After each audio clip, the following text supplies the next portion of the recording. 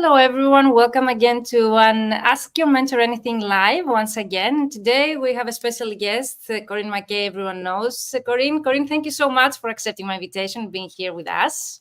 Thank you for inviting me. I'm excited. I'm excited as well. How are you? I'm doing great. Thanks very much. Here in Boulder, Colorado, in the Rocky Mountains of the US, things are going well.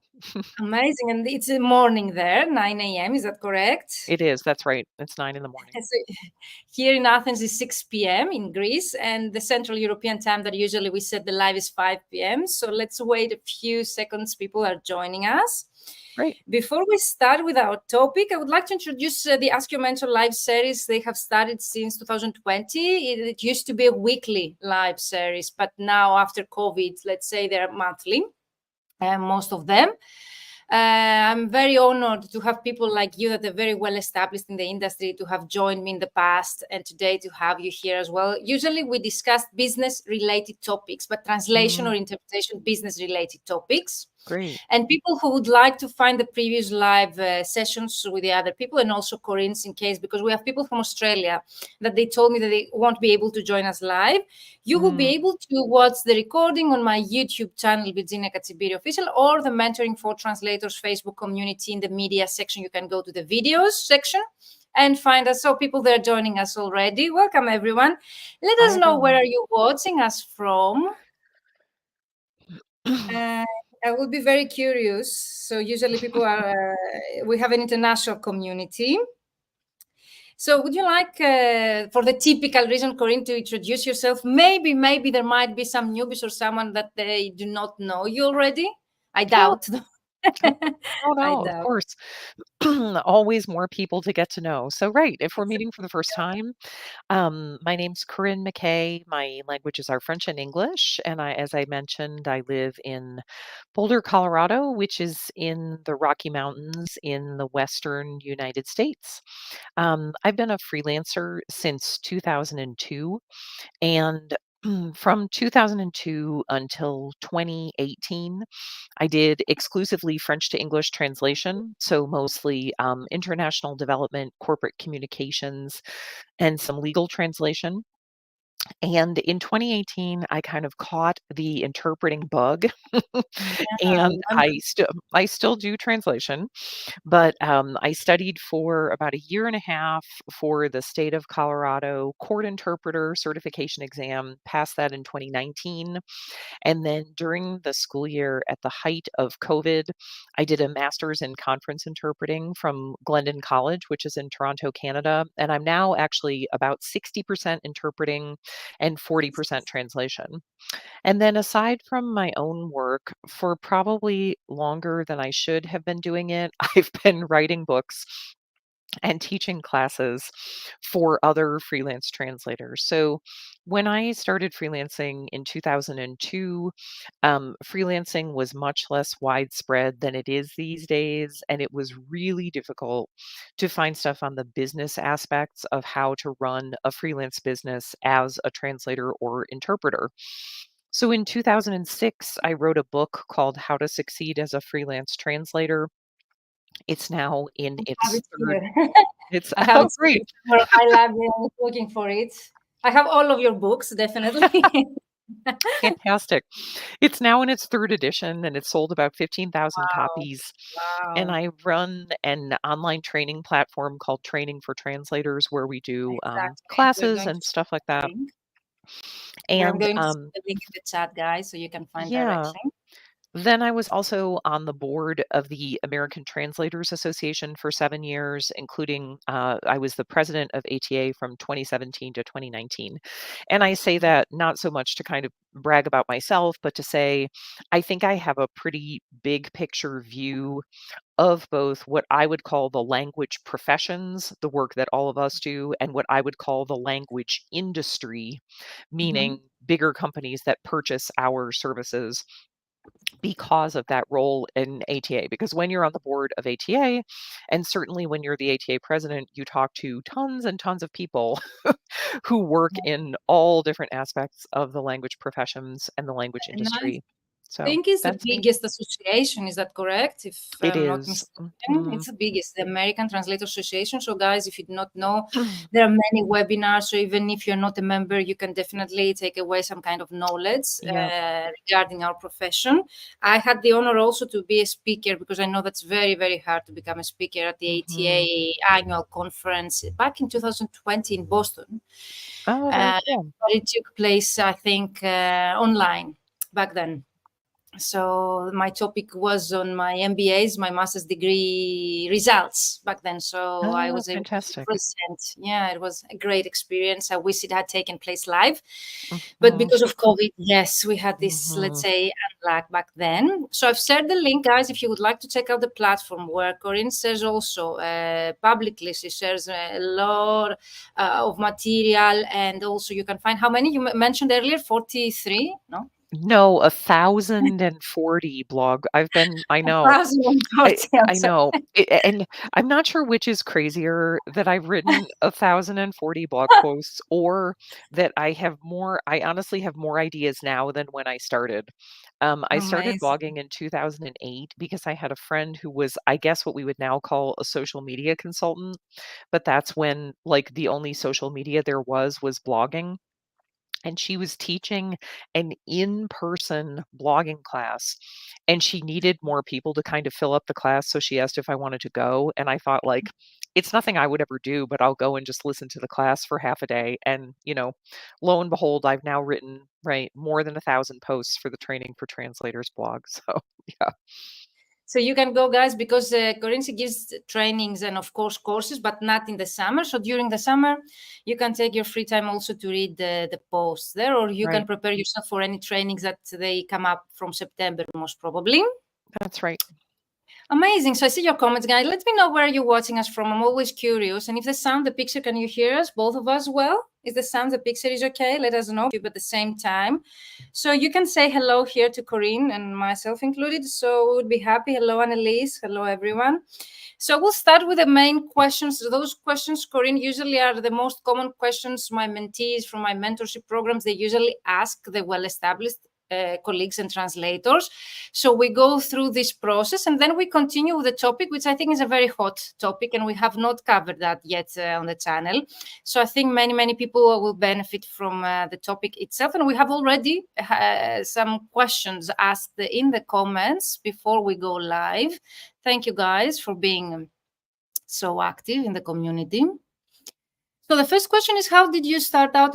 If you remember, also, how did you enter the translation market, and how did you find your first client? That's Mhm. the most common question we get asked.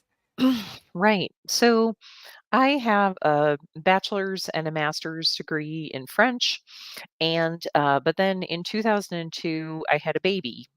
So, as anyone who has kids knows, life changes a lot when you have your first child. And my goal was to find a job where I could work from home and use French. And my thought, honestly, which is kind of crazy now that I've been freelancing for 22 years and my daughter's 21, I thought maybe this will be just a year or two until I, presumably want to go back Wow. to, yeah, go back. That was my goal, is I want to find something where I could work from home and use French to work from home while my daughter is little. And I mean, you guys know the ending of the story. My kid is now 20, going to be 22 in September, and I'm still freelancing. So, I had a little bit of translation experience. Wow. I did study What abroad a for journey. yeah, I did study abroad for a year when I was in university in France, and we took a translation class, and I loved it. And I did sort of a translation internship during that year where I translated some textbook chapters for a professor from the business school in Grenoble, where I did study abroad. So I didn't have zero translation experience, but I had really no professional translation experience. But I thought, like, okay, this seems like a viable option for, working from home and using my French skills. And so back in the day, in the US, they still mailed out paper phone books. I think that that's probably the last year. Remember that. I think I think 2002 was the last year that they mailed paper phone books, because I also think that once I joined the American Translators Association, I think it's the last year they sent the paper membership directory. So I honestly, how I found my first clients was opening up the phone book, calling translation companies on the telephone in my area and saying, "How do I apply to you to be a French to English translator?" So I'd say my first year, yeah, my first year was a ton of marketing. I joined the American Translators Association right away, which was a huge help. The first year that I was a freelancer, I applied to more than 400 translation companies.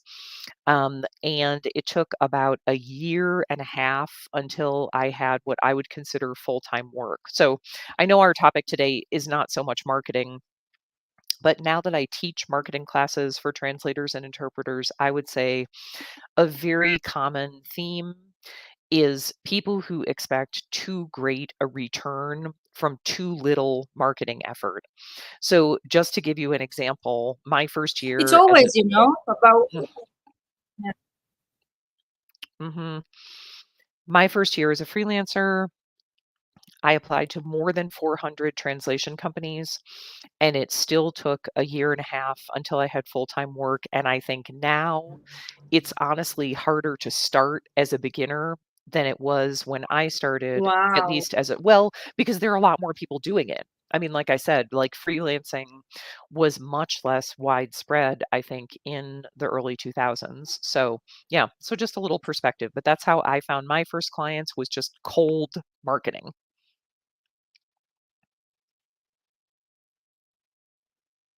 Cold marketing, you call it. I know the story because I've been to many trainings of yours. So sometimes you mention also how you start out. I was about to ask you the number of potential clients that you contact, but you mentioned 400. Is that correct? That's it. Potential clients in a year. But, yeah, even if the topic is not about marketing, I think that we always end up, to some kind of marketing questions, because Mhm. also in order to be able to bulletproof, let's say, our career, I think marketing will be also the answer at the end. But let's see how the discussion will go. So the Mhm. next most common question from mentees, for people that they start out, is if you remember a moment, a scale up moment in your career, a moment that you changed, let's say, from, let's say, going after clients or working too many hours to make an income, to a scale up moment, a moment that you felt, let's say, some kind of financial freedom. Mhm. I mean, so my first year freelancing, now the thing that is probably, I mean, the huge factor for me when I started out as a freelancer is that I also had a newborn baby. So it's a lot different than someone who doesn't have that factor. But my first year as a freelancer, I made 9,000 US dollars. My second year, I made 18,000 US dollars. And my third year, I doubled that again. And so I think it was really Mhm. at that point that I thought, like, okay, I mean, because I think my first year as a freelancer, I was So you will double every constantly year. right, exactly. So I doubled my income for my first 3 years. And I think that my first year as a freelancer, I was pretty much constantly thinking, is this going to work out? Am I doing the right thing? Should I be doing something different? And again, all of the information that we can find online now didn't exist. Webinars didn't exist. Like, you know, I mean, there were, I think maybe things like Yahoo groups existed, but it was a lot harder to find good information. And so I really think that for me, it was that sort of like second into third year of freelancing that I thought, okay, this doesn't feel every single day like I'm sort of pushing a boulder up a hill. you know, this feels like I'm starting to have some regular clients. I'm working more than I'm marketing. That I think that was the point at which I started to feel some momentum. There is a connection issue, most probably. I don't know, guys, if you can hear us well, because there is a delay. I don't know if it's on my part or I Corinne's, can but let hear us know if you can hear us because Corinne. Okay, I can hear I you, hear but you with some delay, you're so maybe. fading. Yeah, Okay. your connection's fading in and out a bit, Virginia. Yeah, I'm on my data connected. I'm not on a network, so Right. as to Okay. reassure that the connection is okay. But let us know, guys, if you can hear as well. We want Corinne to be heard, so if Corinne is okay, the sound, we're fine. I'm on wired, so right. I'm on So my thank you so wired much. interpreting connection, so I should be okay. Okay. Amazing. So let us know, guys. So thank you so much. So I think that you didn't have a specific scale up moment yourself. It was, let's say, an ongoing process that Mhm. reached you to a point that you felt financially secure. Is that correct? Yeah, I Okay. mean, Because in my case, as you mentioned, for example, here in Greece, we couldn't find any resource to create a scheme. So I remember, for example, that it took me a whole year to write a CV. So definitely, mm, I remember that there were no resources 15 years ago that I started out myself to write a proper CV as a translator. And I'm mm, always surprised that Corinne, even nowadays, the new people that enter the translation or interpretation market, they still face the same problems when it mhm, comes to contacting potential clients or to finding, let's say, the proper clients or to create a client list, let's say. So my scale up moment was one moment, for example, that I had to issue an invoice of 28k euros. So 28,000 euros for me was a scale up moment because I was able to earn, let's say, in one project, a few weeks project, the mhm, income that I used to earn a whole year back then. mhm. So for me, that was a scale up moment that I was able to reinvest that money to my business and to keep growing after that. That's why I'm asking also this question. All is well, they say, so they can hear us. Amazing. Great. Okay, so what is your preferred and most efficient client acquisition strategy? That's the next question in our list. Mhm. So now obviously I have two pretty different aspects of my business because I do both translation and Yeah. interpreting. Mhm, mhm, So I'll answer that in two different ways.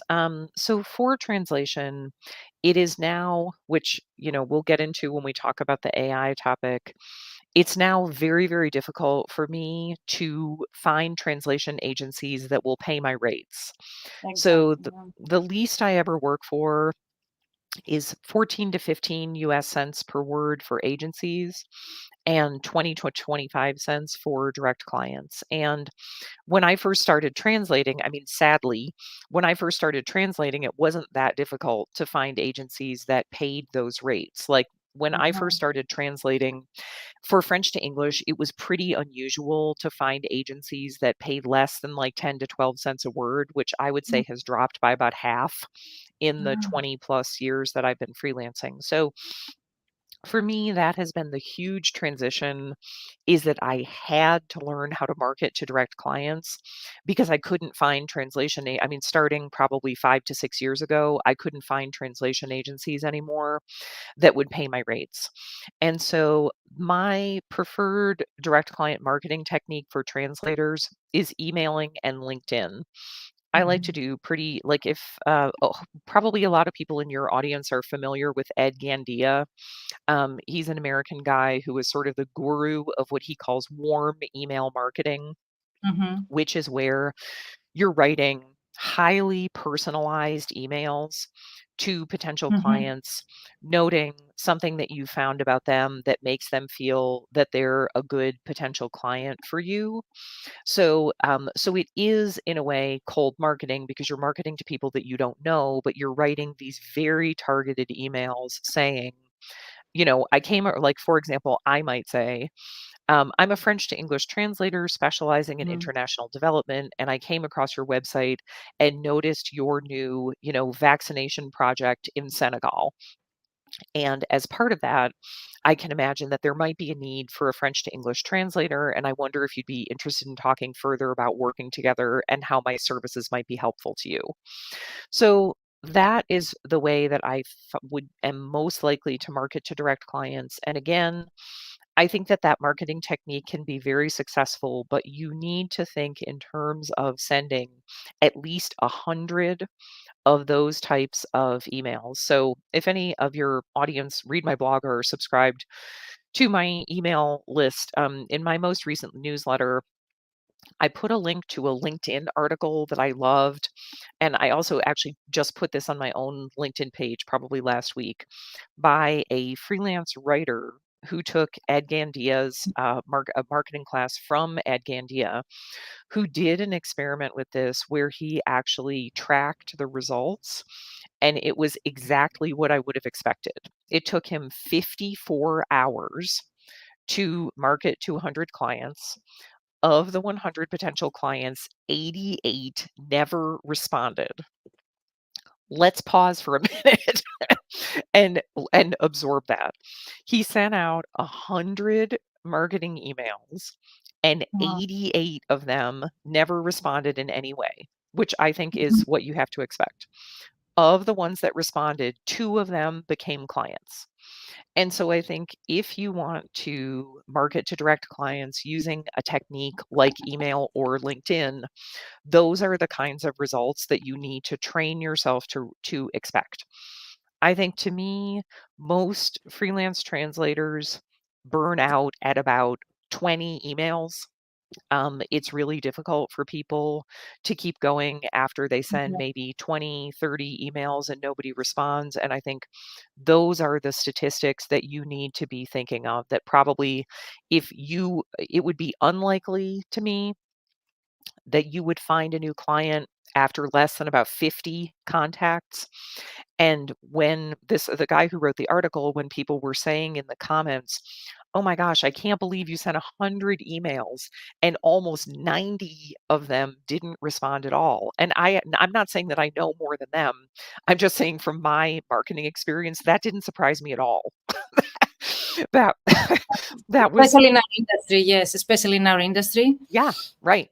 That didn't surprise me at all, that 88 of them never responded. So that's what I do for the translation side of my business. And then interpreting is a lot different for 2 reasons. First of all, because at least in North America, agencies still pay quite well for interpreting. And my personal theory would be, first of all, simultaneous interpreting is a much more specialized skill. Like, you can't do it if you haven't trained in how to do it. You can't just take someone who speaks another language and hope that they can do simultaneous interpreting without training. They can't. Um, and I think during COVID, my sense would be that we probably saw an opposite trajectory among translators and interpreters. I think during COVID, we had a lot of people who speak another language who thought, "Oh, I'm interested in translation as a permanently remote job." Right? During COVID, when a lot of people thought, "I want to work from home forever. I don't ever want to go to an office again." Translation seemed like a pretty appealing option to a lot of bilingual people. And I think interpreting was the opposite. You had a lot of interpreters who either dislike remote interpreting or didn't Mhm. have enough remote interpreting clients, didn't have any remote interpreting clients, and ran out of money and found another job. I mean, that sounds Exactly. grim to say, but it's true. Um, so I think, first of all, agencies still pay quite well in North America for interpreting. And second of all, Mhm. Mhm. interpreting is very relationship based, and you're a lot more likely to find good interpreting clients through personal referrals. Like, all of my best interpreting clients Exactly. have been personal referrals. So yeah, different situation with translation and interpreting, but there's some information about both. You mentioned an article that you shared about Ed Gandia earlier, so people can find it on your LinkedIn profile. Is that correct? Mhm. So we can share maybe the link later on here from your LinkedIn Yeah, sure. profile. Mhm. Is there a Um, specific article that you shared or a post? yeah, sure. So, Okay, so it's on your actually, LinkedIn profile. Is that correct?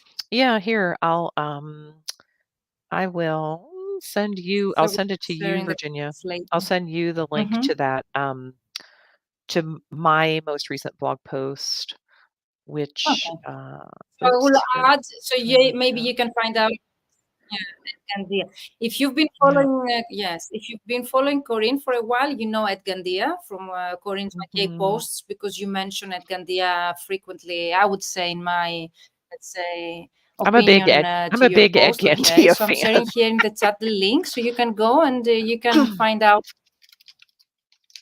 I know, so that's why I'm telling people. You will find many times Corinne mentioning Ed Gandia in her, let's say, post, especially when it comes to email marketing. Many interpreters, now that you mentioned that, okay, they turn to translation work during COVID. That was an option as well because they lost many of their interpretation or live interpretation projects. So we had many people joining also my mentorship programs in order to get more, let's say, translation related work. So I get your point there. And actually the referrals and word of mouth, when I ran the survey to my MBA, my master's in business administration research that I did for my dissertation, was the first method, client acquisition strategy that language professionals, they prefer in order to get most of their clients. So referrals and word of mouth, let's say, is the most well-known or efficient way to get clients in our industry, at least. If I remember correct, networking was the third one. A more active, let's say, way to get referrals. Amazing. Thank you so much for sharing so many resources and the interesting topics. The last question in general is, what is your relationship with mentoring as a mentor or mentee? But I think that's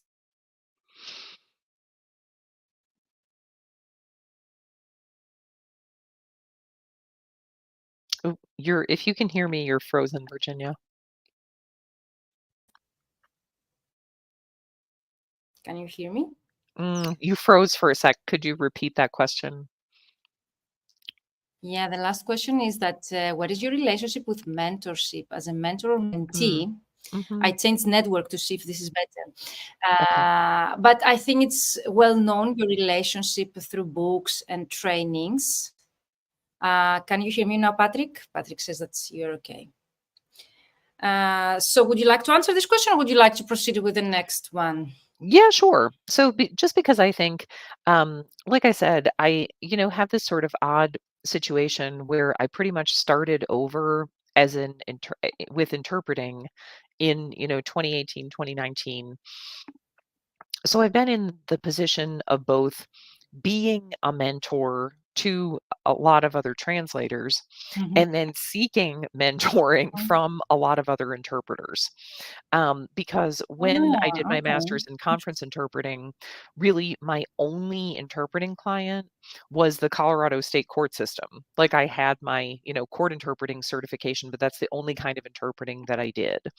And so I think that, particularly in this sort of weird environment that we're all in right now, sort of, economically, technologically, things like that, that I think that it's really, really important to share information with each other. And one thing that I've always observed is like freelancers who talk about money make more money.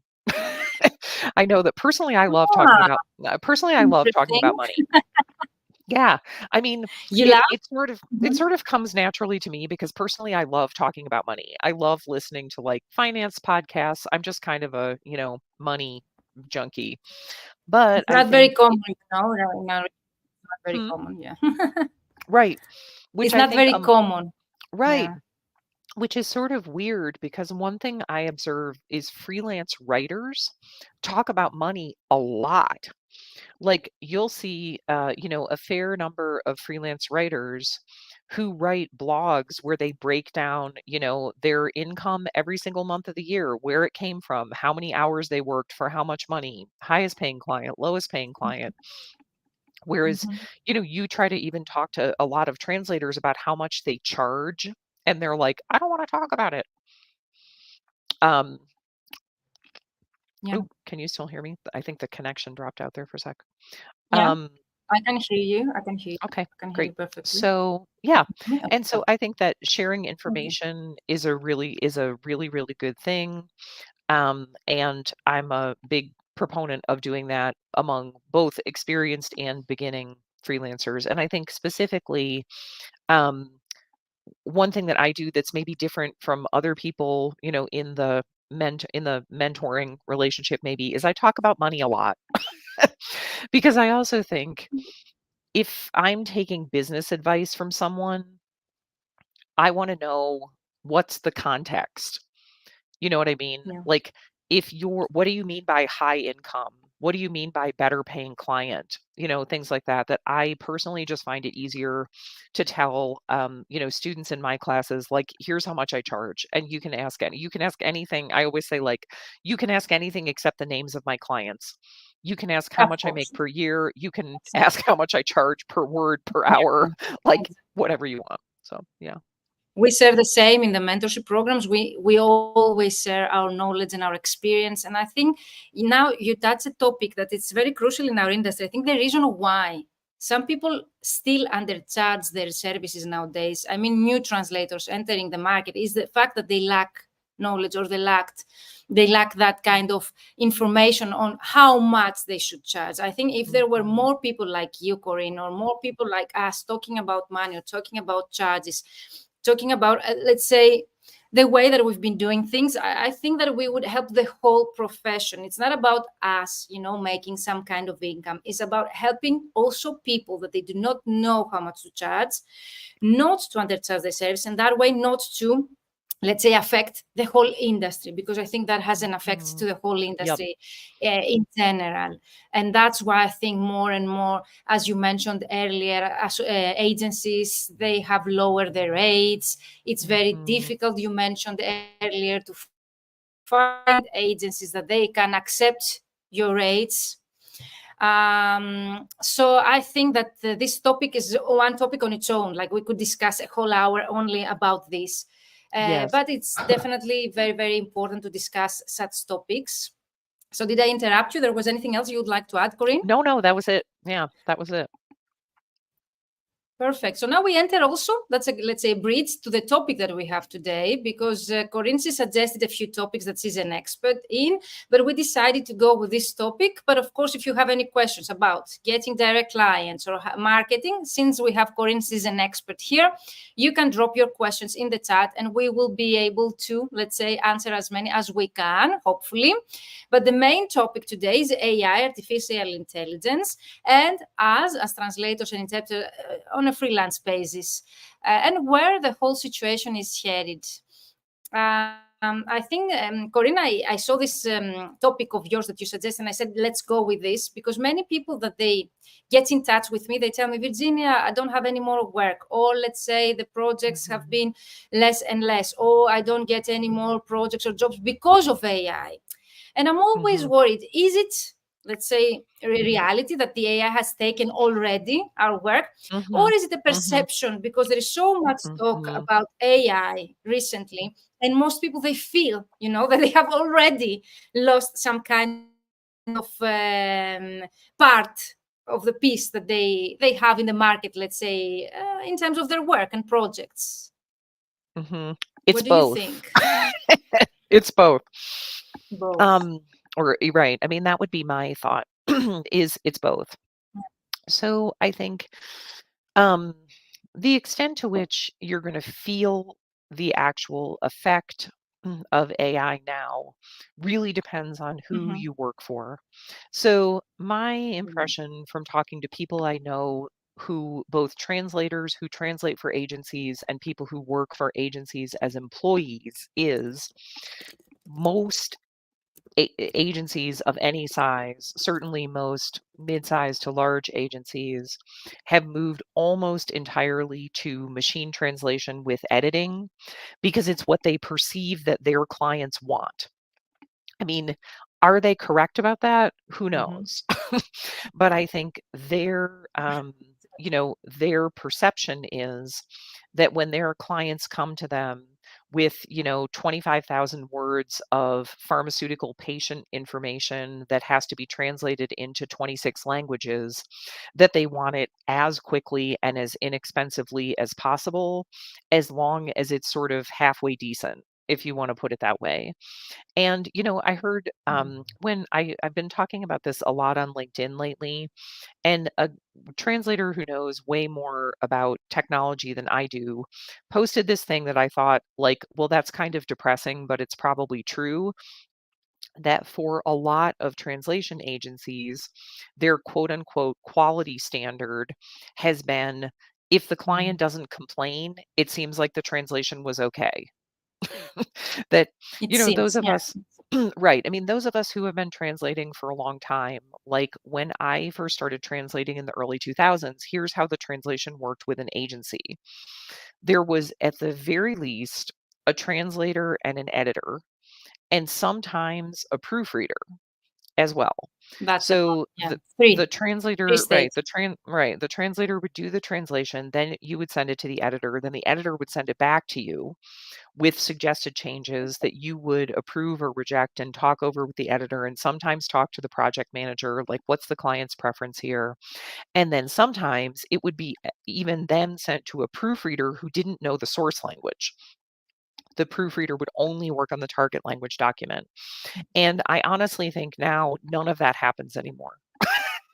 I mean, That's I make sad. But do you think it's AI because of that? Is because of AI? I think it was because they no, were trying to lower the costs throughout the yes. years.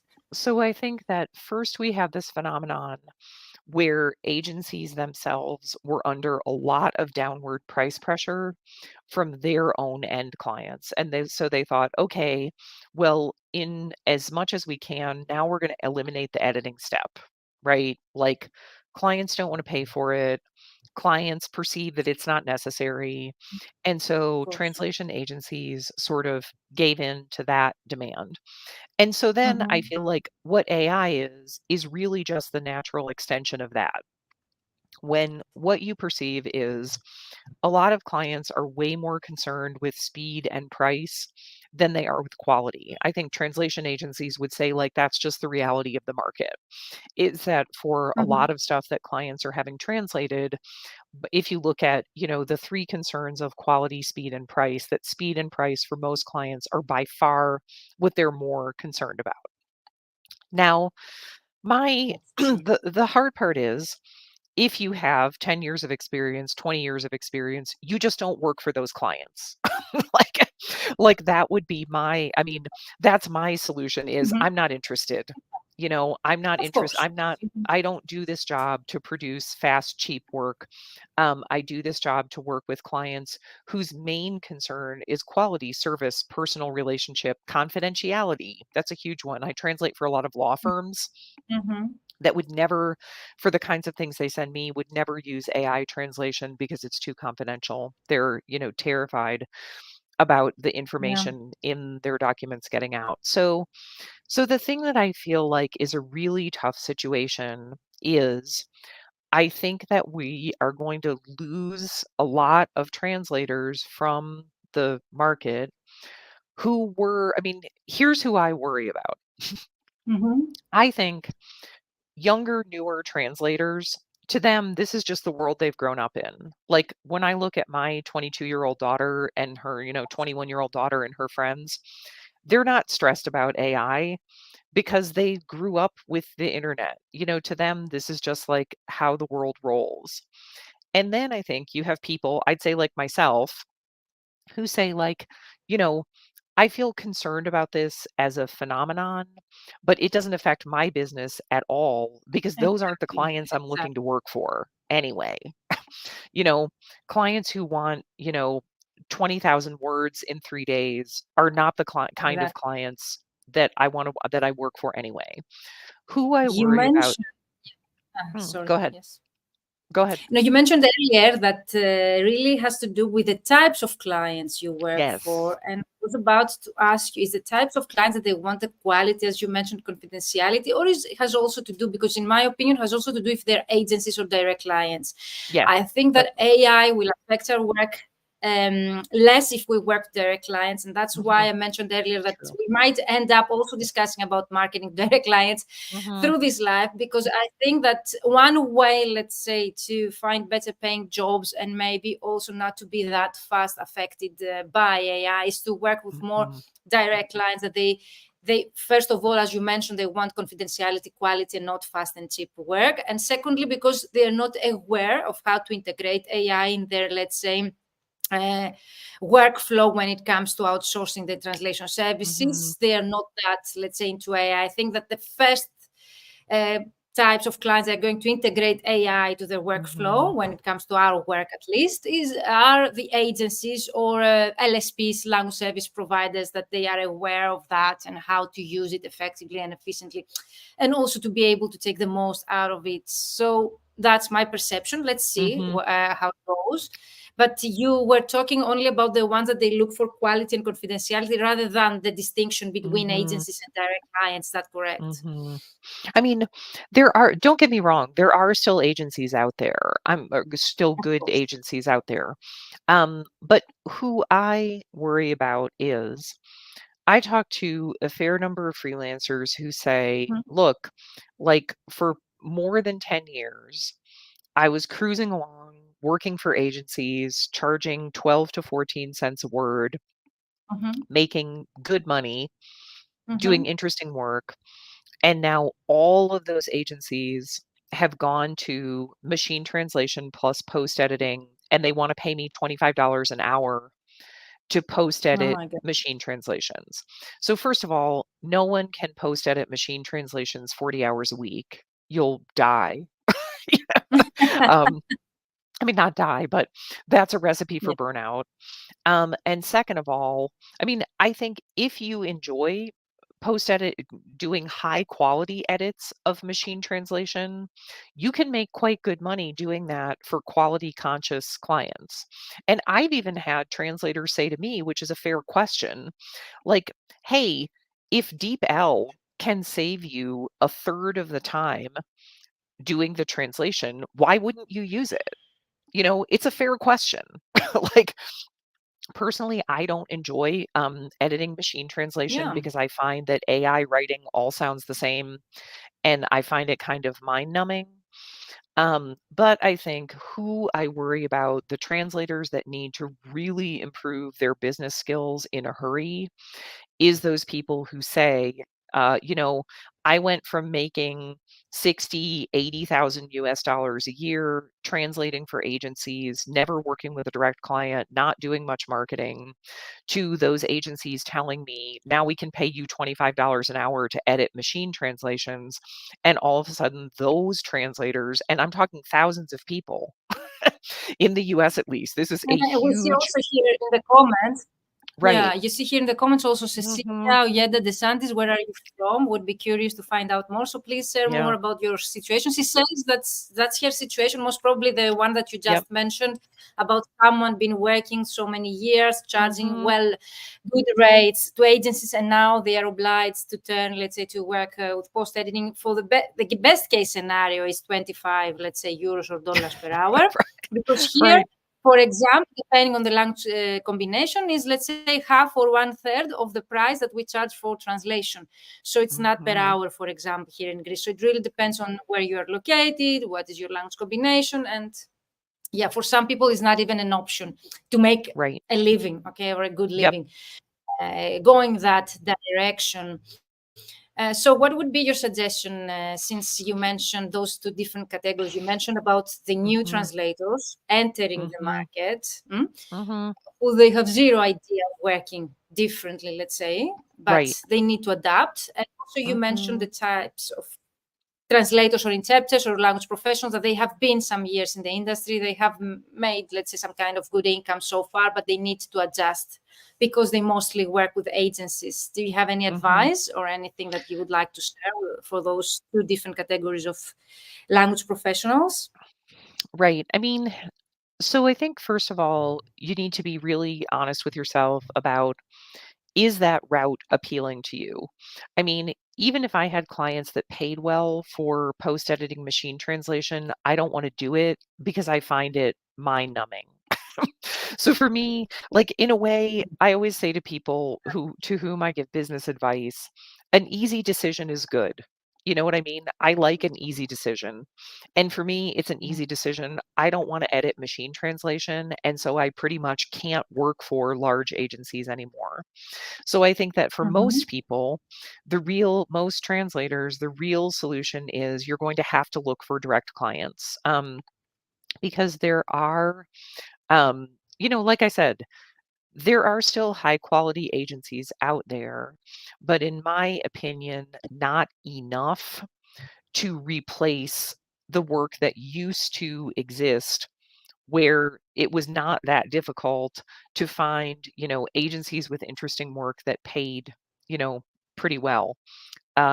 So right, I see that Cecilia says in the chat that they're offering 35 Canadian dollars an hour.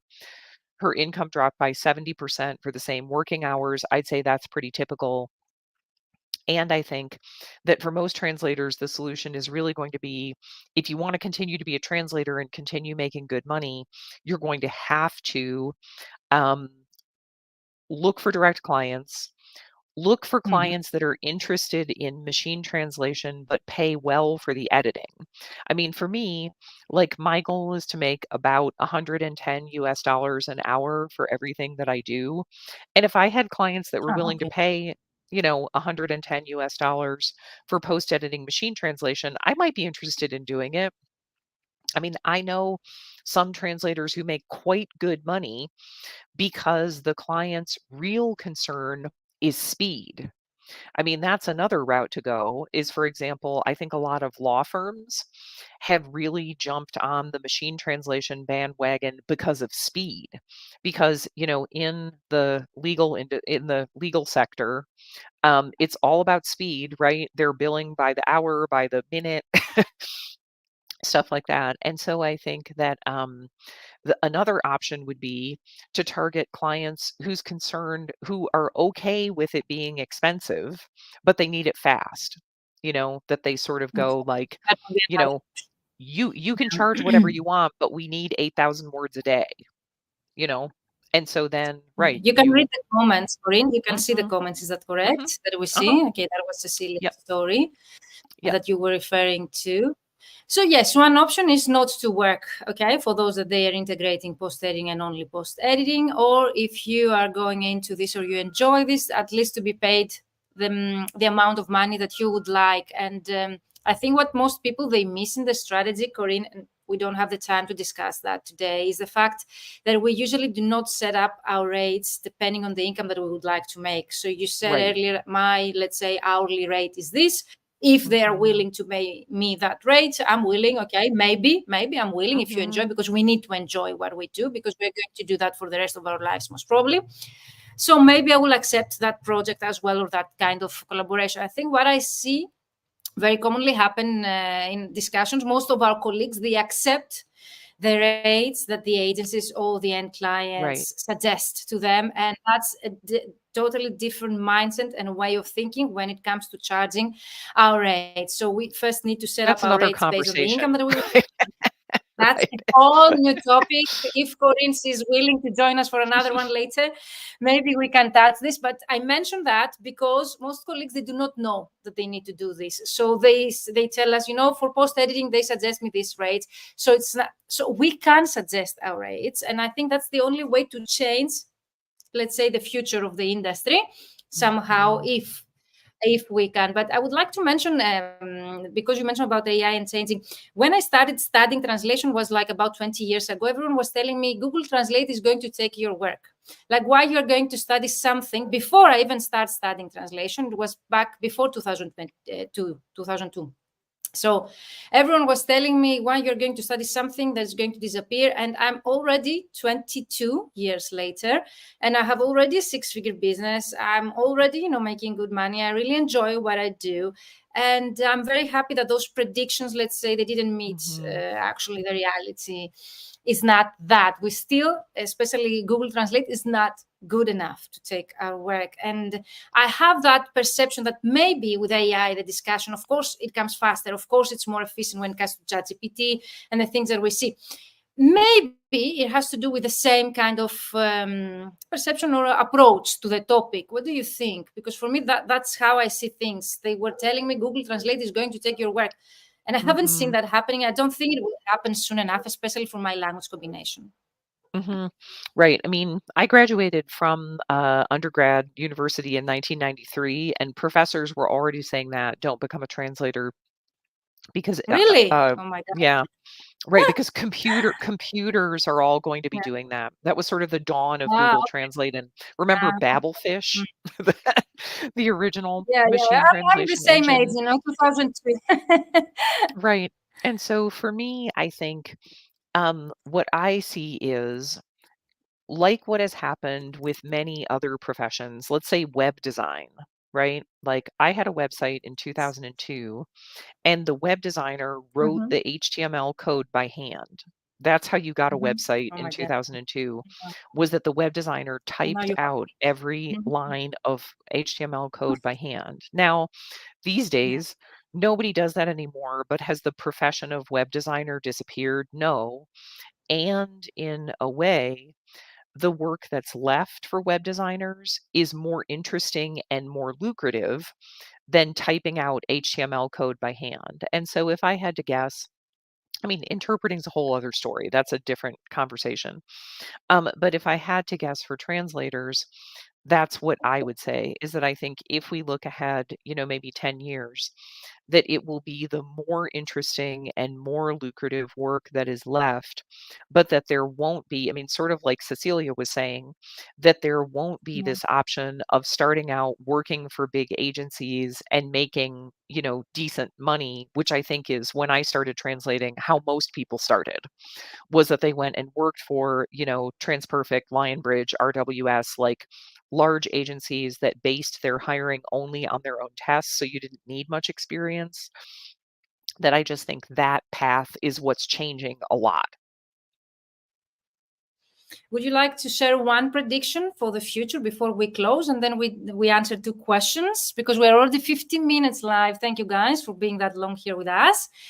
So, Corinne, any prediction, something you'd like to share about AI and let's say the whole Mm, situation is headed? So I think what I keep saying lately is the future of translation and interpreting belongs to people with diverse businesses who work for clients who care. I think if you do only one thing for only one type of client, I think that's risky. And if you work for clients who don't really care, that's risky because I think those types of clients are just going to say, we ran it through DeepL and it looks, kind of sort of okay. So, yeah, that would be Exactly. my prediction. So, Diversification and clients who working for care, clients who care. diversification. I'm writing down so as to sum up later on. Yeah, sure. Amazing. So, guys, that's your last chance to ask any questions. I have two questions, so we can go through those. Nicola from Australia, she has mentioned because she wouldn't be able to join us live. I recently wrote a report for a client on a publication that had obviously been written by machine translation LLM input and not well post-edited. It highlighted subject matter specific knowledge. Will you be touching on specializing in the age of AI? So specializing in the age of AI, I think we have covered that a bit. I think you mentioned about become specialized.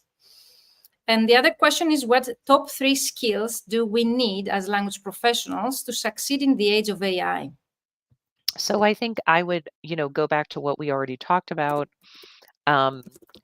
Business skills, specializing and diversifying, and working for clients that care. So we repeat the same. Those are the 3 skills, you think? Yeah. Yeah, I would say so. And we have here Ivana. Do you think that clients would ask for a 30,000 word manual to be translated in 2 days if agencies, I'm showing here so you can read it on your own, if Yeah, I see agencies it, yeah. wouldn't offer it? Sometimes I think they Mhm. just don't know any better. Yes, that might be So, also the case. Ivana, it's a good question. I mean, one thing that I talk about a lot, I recently wrote a newsletter about this, Ivana, is the fact that rates from big translation agencies have decreased by about half in 20 years. Whose fault is that? Because in a way, Exactly. everyone goes like, "Oh, these agencies are just, Yeah. bloodsuckers and bottom feeders." But the reality is the translators said yes to those rates, They you know? find people who actually undertake those Yes. projects. So that was a Yes. say. If they couldn't find anyone to do this job, they Yes. wouldn't have offered it. Most probably. Amazing. Yeah. So, Ivana, it's a good question, right? Like, who's to blame there. Like, in a way, you can't blame the client for having that expectation because they don't know anything about translation. And is the real problem that agencies kept saying yes, yes, yes, and kept finding translators to do that? I mean, that's one of my frustrations, is that I just think, for example, when you look at the fact that interpreting agencies still pay pretty well, part of that, I think, is just interpreters refusing to lower their rates. Interpreters really, and also really pressuring younger, newer interpreters, don't try to find more work by charging less, because that hurts everybody. Like, it's going to take Why time to we find don't good. do the same? Right. Yeah, why It's we going don't to do the take same time to with? find good clients, and that's just the reality of Yeah, being a freelancer. Um, yeah. and you have to find a way to live off less money, have another job, do something else on the side until you build up better, clients. And Ivana, I see what you just put in the chat. You're exactly right. Mhm. It is just a fact that if agencies couldn't find people to work for their rates, they would have two choices: pay more or Yeah. go out of business. That's it. Right? That's those are the only things they would be able to do, is pay more or go out of business. And I'm always worried why translators, they don't do the same. Is it because, let's say, we don't talk to each other, because we are hidden behind a screen, because we work remotely and we don't meet with each other? So maybe it's time we change that as well. Maybe it's time that we started discussing with each other, or maybe asking questions on how to charge or how to find clients. Maybe we can do the same that interpreters they do for their network. I don't know. That's, let's say, a question. Then Yeah. we have Oz, another you're gonna question. Could have you to give us a list research. of high-paying agencies? You're gonna have Of to course. research those for yourself, Oz. That's called being a Of course. And freelancer. I think that they still, exactly. And I think that they still hire. There is still there is enough work for all of us. Mhm. Translation and interpretation.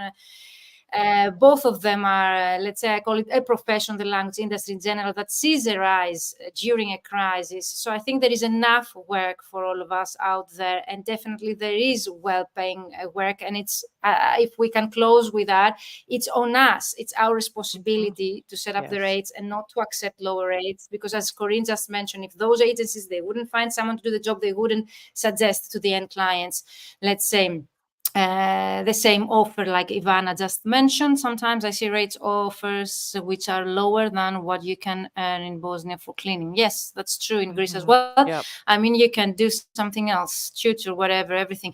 I Yep. think it's our responsibility. And I think we come back again to that Corinne that said it's about raising awareness on our profession. And as I always say, we study a lot, and all of us, in order to be able to translate, let's say, successfully, we need to have studied and to have a lot of skills.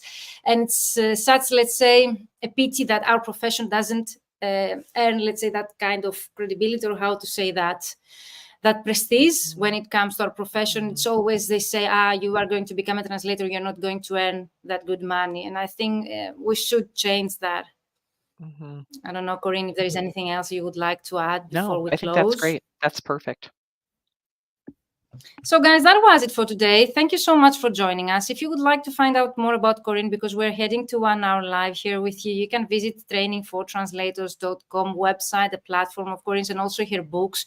You can find Corinne. How many books you have? Is only the one that I have, or I wrote a smaller is it book quite a about different? marketing to agencies, and I Mhm. need to update How to Succeed as a Freelance Translator. But I think yeah, I both have of that those are as, out there. yes, I have that. Yeah, yeah. Mhm. It needs another edition someday. So there are two books that you can find. I think, yes. Cool. Thank you so much. So everyone says thank you, guys. There is a wait list for the fully booked translator formula, the 3-month business mentoring program. I share also the link here if you would like to find out more. Thank you, Patrick, Ivana.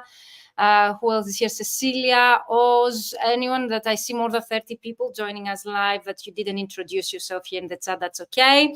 I hope that you found it helpful, this actual live with us. In case you watch the recording, use the hashtag replay and let us know that you're watching the recording. If you have any questions, you can definitely tag us in the chat and let us know if you have any more questions while you're watching the replay. Corinne, thank you so much for being here with us. The time flies with you. I didn't realize how fast the time flew discussing together. You're welcome, guys, and see you in another live in July. We're going to discuss about how to get their clients with a new book that is coming up. And yeah, Corinne, that was it. Thank you so much. Is there anything else you would like to say before we close? No, that's it. Thanks for the Thank thanks for the invitation, and thanks for being a great audience. Thank you for being so helpful, and thank you for being so generous by sharing your knowledge throughout so many years. Sure. So Corinne, you stay here with us. So we close the live, and guys, you can watch the replay on my LinkedIn account, Facebook page, and my YouTube channel, and let us know your insights or your questions in the comments by tagging us. Thank you, everyone. Bye-bye for now. Thanks. Have a great day.